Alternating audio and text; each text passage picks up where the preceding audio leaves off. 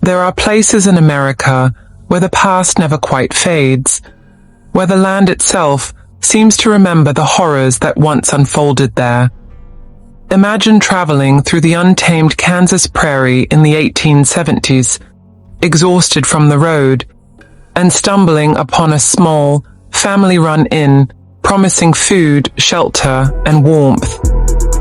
You accept, relieved, unaware that by morning you will be buried in a shallow grave behind the house. And decades later, in the quiet hills of West Virginia, a grieving mother claims her murdered daughter is speaking to her from beyond the grave, demanding justice. Tonight, we explore two of the most chilling and baffling cases in American history. The Bloody Benders, a family of serial killers who vanished without a trace, and the case of Zona Heaster Shue, a woman who returned from the afterlife to convict her murderer. In the years following the Civil War, Kansas was still wild, a place where outlaws roamed freely and settlers disappeared without a trace, along a lonely trail known as the Osage Trail, which was frequently used by travelers heading west. A small family of four, John Bender, his wife Elvira, their son John Jr., and daughter Kate, built a simple one-room cabin that served as both their home and a makeshift inn for weary travelers. From the outside, the Benders appeared to be an ordinary pioneer family. John Sr. was a hulking, silent man who barely spoke English. His wife Elvira was rumored to be a mean-spirited woman with a sharp tongue. Their son, John Jr., was a lanky, awkward man who often laughed inappropriately, while Kate, young and beautiful, claimed to have psychic abilities and advertised herself as a healer. But this was all a facade. The Benders weren't just homesteaders, they were cold-blooded killers. The trap. The setup was simple.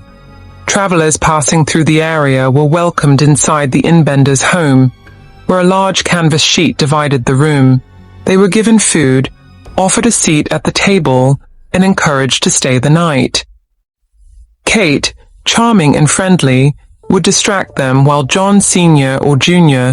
positioned themselves behind the guest, just on the other side of the dividing sheet. Then, without warning, the guest's skull was crushed with a hammer from behind. Before they could even react, their throat was slashed, ensuring they never made a sound.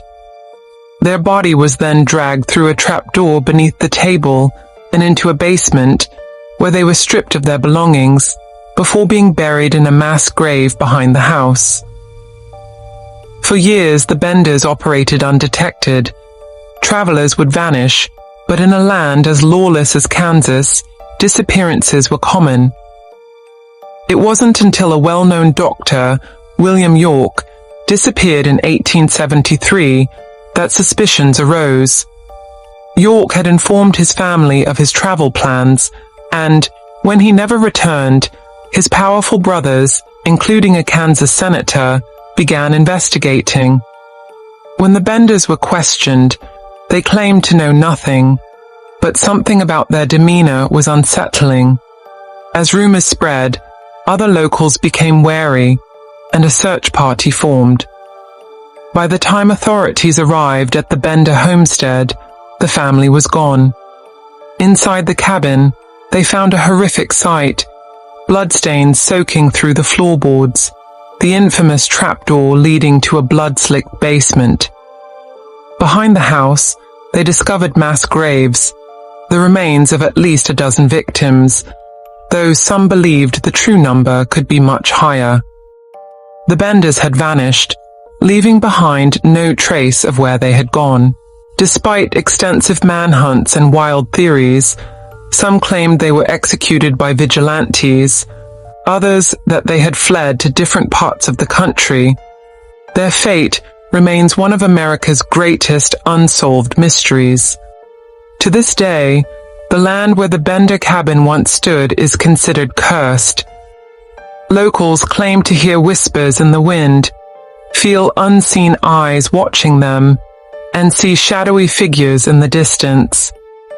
The Benders may be long gone, but the horrors they left behind still linger.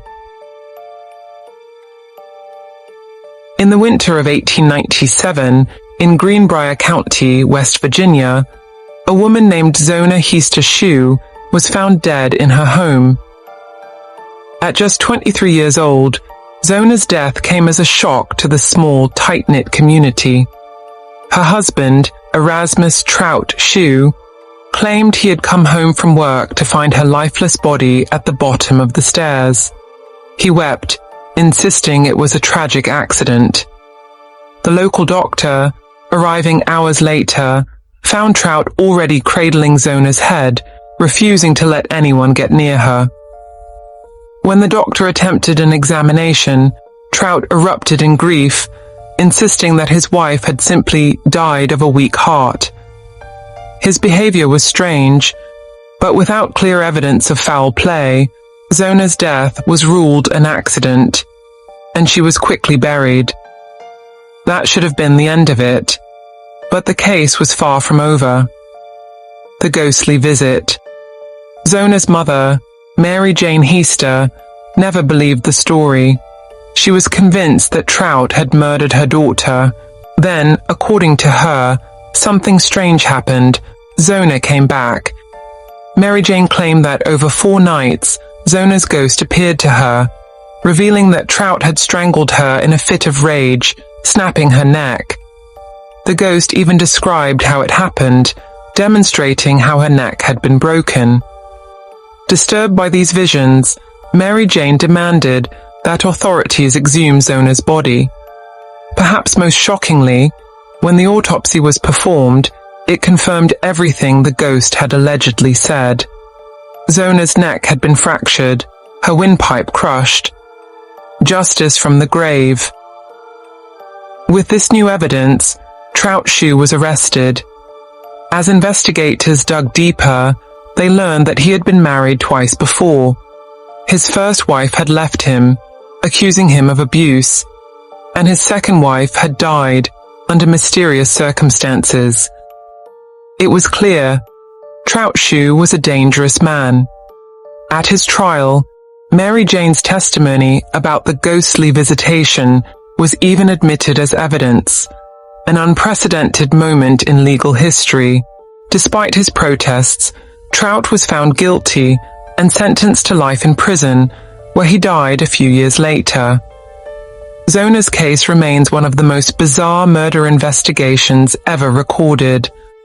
A rare moment where the testimony of a spirit seemingly brought a killer to justice. The bloody Benders and Zona Heaster Shue's murder could not be more different. One case is a story of a family of ruthless killers who disappeared without a trace, while the other is a tale of supernatural justice. But they both remind us of something chilling, that the past does not stay buried. Evil can lurk in the most unexpected places. A simple inn on the Kansas plains, or a quiet home in West Virginia. And sometimes, just sometimes, the dead refuse to rest until their stories are told. If you enjoyed this deep dive into America's forgotten crimes, don't forget to like, subscribe, and hit the notification bell, because there are plenty more tales just waiting to be uncovered. Until next time, stay safe.